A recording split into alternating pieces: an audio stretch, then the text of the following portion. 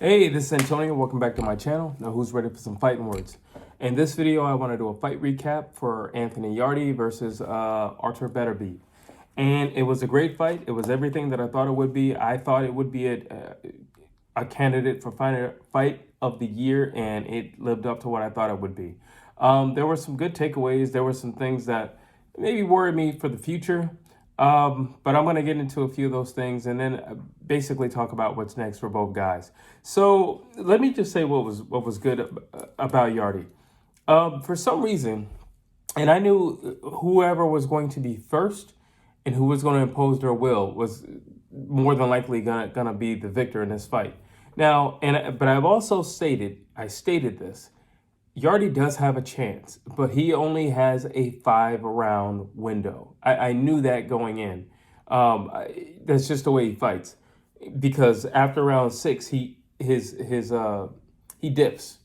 You know, he's not a 12-round fighter. Listen, we gotta call a spade a spade. Anthony Yarde is not a 12-round fighter. So whatever he's gonna do, he needs to do it in 5 or less. Period. He's got the size. He's got the speed. You can make something happen. He's good with combinations if he's willing to let his hands go, especially if he sees a hurt opponent. Now, that being said, in the beginning, it was basically Beterbiev pressing and walking Anthony Yarde down. And I was shocked at that because Yarde typically does the walking down, but he just allowed it to happen. And this is before Beterbiev really put on, put the mustard on those sandwiches. But for some reason, Yarde allowed it to happen. Now, here's the interesting thing. When Yarde decided to be first, when Yarde decided to lead off that jab, he actually backed Beterbiev up. So here's my thing. If something is effective and it's working, continue to do it. Why he stopped doing it along the line, along the rounds, I have no clue. But it was working. It was working. And his hands were becoming a lot more loose as he was leading. Beterbiev was backing off. And he was being the aggressor. He was walking him down.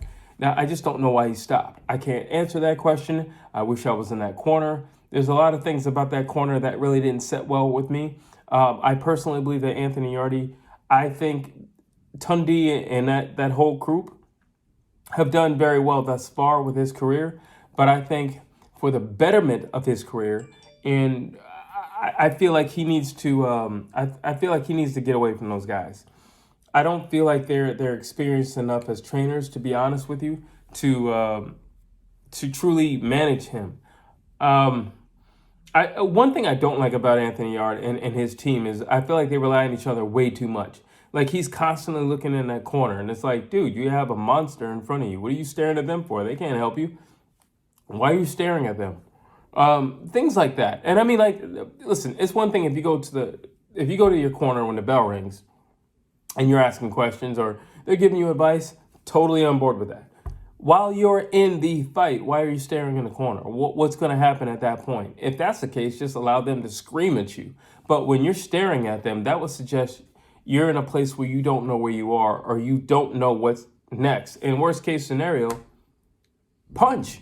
I'm sorry, just do what comes natural. Punch, attack, get after it. So that was one of my issues with that. But overall, when I saw Yarde using the jab, his hands became loose, and he was getting some heavy shots in. The one thing I did like about Yarde was he was going to the body early. However, it wasn't a real attack. It was just a little pop here, a little pop there. And strangely enough, in the opening rounds, Yarde didn't have a lot of power on all those shots. Why? I don't know. I really do believe that. I feel like Yarde was thinking long term, like, you know what? I remember what happened in the Kovalev fight, and I was dead tired. Let me pace myself. Nothing wrong with that. But you also have to know who you are as a fighter. You're not the guy who's having a 12-round war. You're not that guy.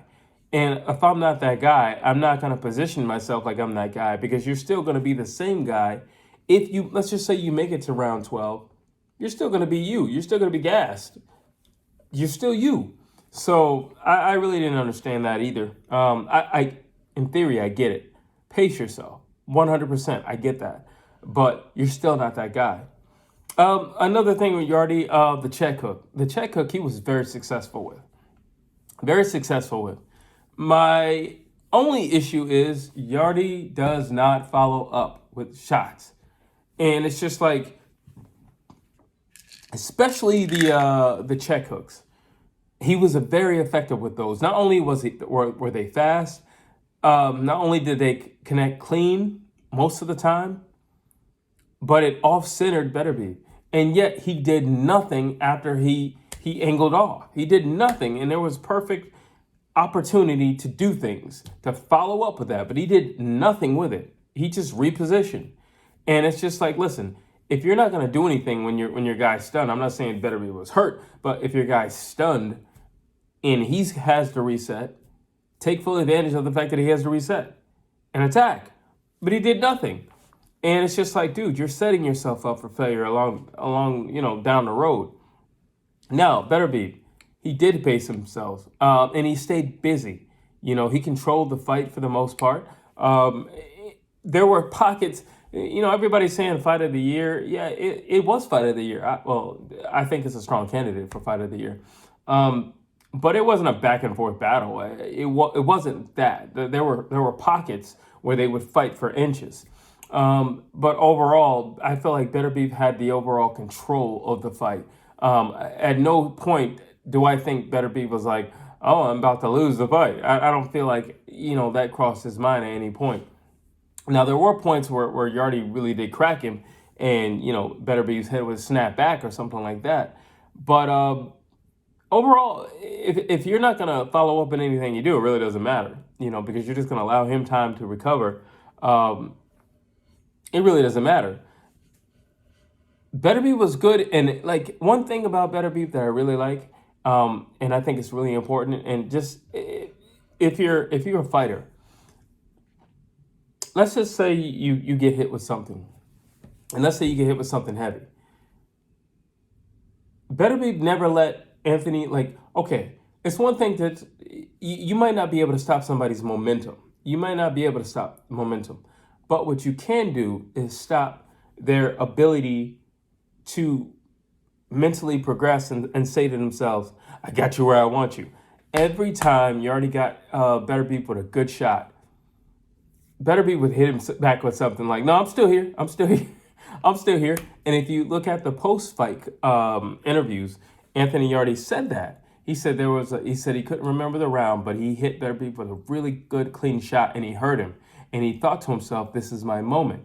And he said, by the time I had made my way in, he had already returned fire. And it's just like, well, so Anthony Yarde has this thing of where he'll hit you and he'll pause for a second to analyze the damage that was done. And it's just like, you can't focus on the damage that is done. You have to continue.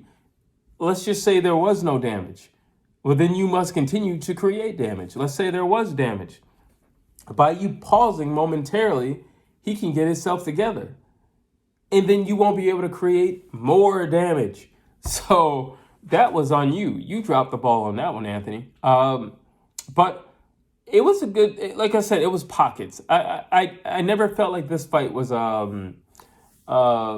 Mickey Ward and his name is slipping me. Italian fighter, 142 they fought at, the trilogy match. You know what I'm talking about. It's just slipping me. But it was back and forth. And at no point did I feel like there were pockets. There's a difference between back and forth and pockets. Back and forth is like, you're winning the round. No, you're winning the round. And then pockets is like, all right, we're fighting. You had a good moment right there, and then you got me at a good punch right there, and then, the next round, I hit you with a good punch. Those are just pockets. Beterbiev, if it was going to go to the scorecards, Beterbiev was still going to win. I'm sorry, he was still going to win. Now, let me talk about this stoppage. So there's two things, and I know I'm going to get a lot of flack on it, but I got to say it anyway, and I do not care. There were two rabbit punches. Those knockdown punches, they were actually rabbit punches. They were behind the head. Nobody said anything about that. And I'm saying that not to say that that's the deciding vote on this fight. No, I'm not saying that. Remember, I already said that Beterbiev was going to win this fight. So I'm not saying that. But those two punches were rapid punches. And my other thing was, and this goes back to what I said in the beginning of the video, where Yarde just feels like he depends too much on his corner. And I don't feel like he knows how to properly, well, it's either he doesn't know how to advocate for himself, or all his thinking is done through the corner. You get some guys, I remember Floyd Mayweather fought Corrales, and Corrales went down like 2-3 times, and he's like, no, I'm good, I'm talking, I'm with it. You know what I'm saying? like Anthony Yarde gets up, and he's just like, what do you think, Tundi? But he just gives him a look. He doesn't try to protest for himself. He doesn't try to advocate for himself with the referee. He just look, what do you think, bro? You think I'm done? Like, and it's just like, you know what's going on inside your body in terms of the pain factor, more so than he does. Why are you asking him? You are the one in the ring. You are the fighter. He is the trainer. He follows your instruction and your lead. What in the world? It's one thing if you were about to like be demolished, but you weren't getting demolished. Yeah, you went down, but you weren't being demolished. You weren't being ran over. Now, granted, if that fight would have gone on, Beterbiev was about to turn it up. Like, I don't think in no way, shape, or form was that fight going to make it to round 10. But at that point, he wasn't getting demolished. Okay, there's a difference between somebody just like cleaning the floor with somebody and somebody just having the upper hand and winning. You know, because somebody's just having the upper hand and winning, but then you can still see light down the tunnel. You can still present something else to where you could be winning. You could be shining in the next round or two. It's possible, and it happens all the time in boxing. So that's not some crazy thought that I'm coming up with right now. But for you just to look at Tundi like, am I done? Like, if I was Tundi, I'd be like, dude, I don't know. How do you feel? Do you want to fight? Like, what the heck are you asking me for? And I don't know. There's a part of me that kind of feels like Anthony didn't any longer want to be. He didn't necessarily want to be in there anymore. That's my overall feel. It kind of, the end of that fight kind of brought me back to the Kovalev fight, where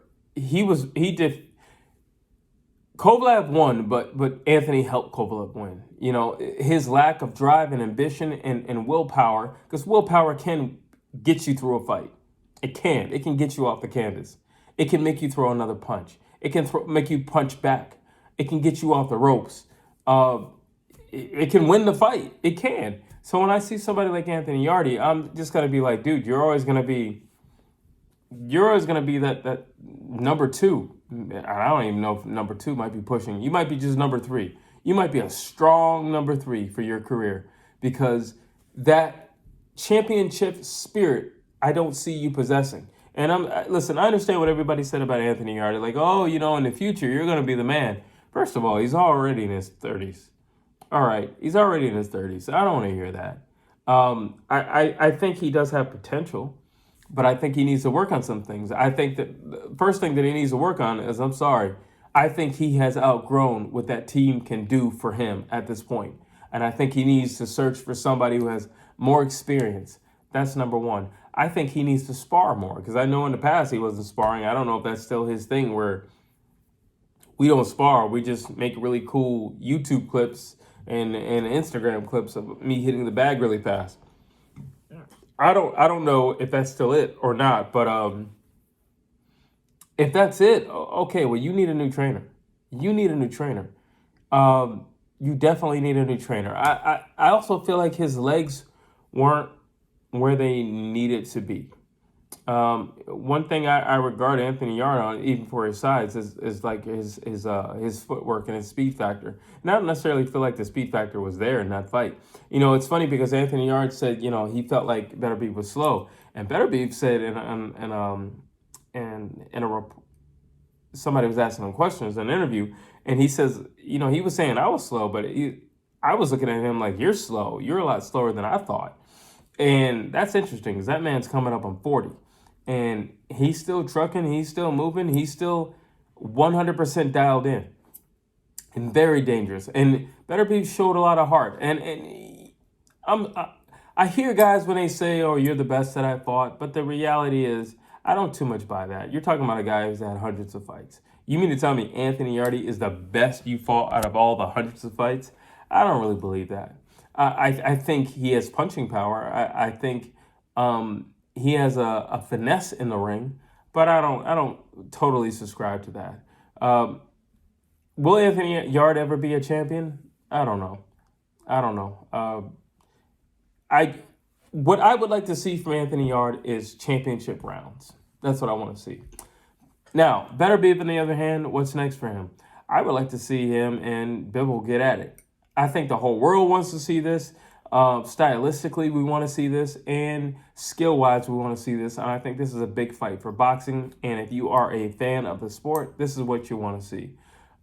This also only solidified for myself, who's next for Bivol. And Beterbiev.